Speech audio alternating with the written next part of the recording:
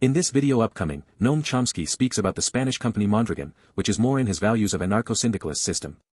Chomsky applauds Mondragon's employee ownership structure.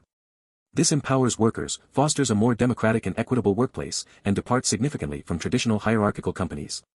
Now, off to the video clip of Noam Chomsky, and following his views on the limitations of companies like this.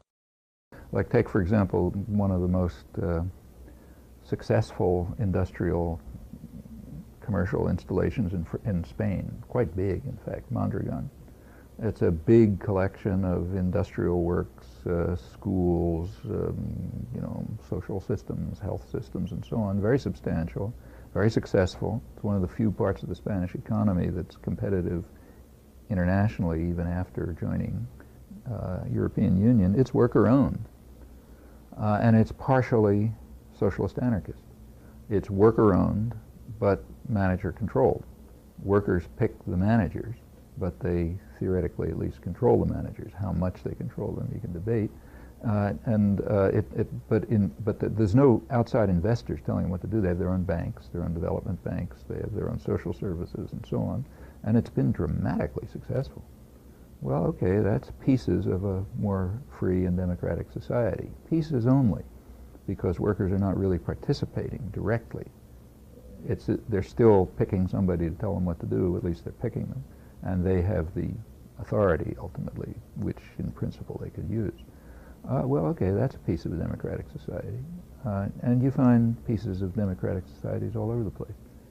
Very often in periods of revolution, very democratic societies emerge fast and spontaneously and similarly, like workers' councils to control industry. They come up all the time.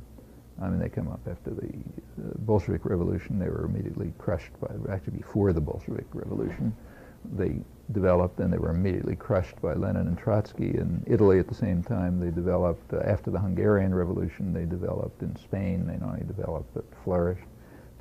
In fact, these things have happened over and over again spontaneously. The reason is it's so natural. You don't have to read big books to think that the workers in a plant ought to get together and run it. In fact, you go back to 19th century America, you know, the mill towns around here, the workers were saying, factory girls, as they called them, young women from the farms, or, you know, local craftsmen, the mills ought to be run by the workers who are owned and run by the workers in them. That's just natural.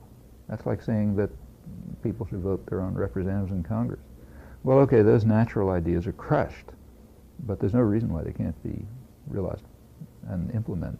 Chomsky critiques that Mondragon still operates within a capitalist market.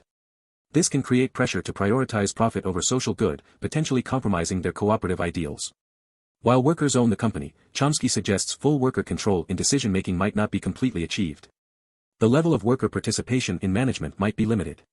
Operating in a profit-driven system, Mondragon might still be susceptible to engaging in practices that exploit workers elsewhere in their supply chain or have negative environmental impacts, even with good intentions.